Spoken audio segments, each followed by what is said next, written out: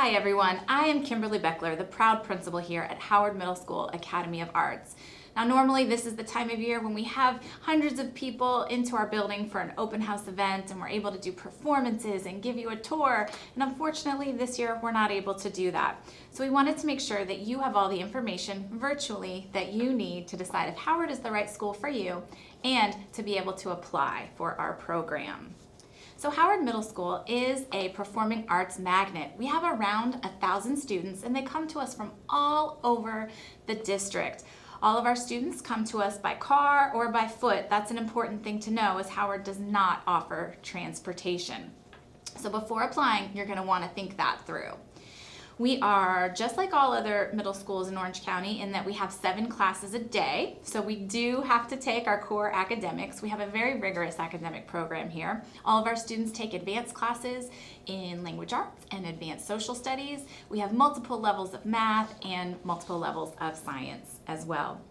Almost all of our electives are in the arts, so that's why kids love to come here. We've got theater, musical theater, band, orchestra, chorus, piano, guitar, visual art, digital art, and so much more. Most of our arts classes offer 3 levels, so students are really able to focus on the arts that they're most interested in and progress throughout their 3 years with us here at Howard. I would really encourage you guys to go onto our website and look at the course catalog that has a complete description of all of the classes that we offer here at Howard.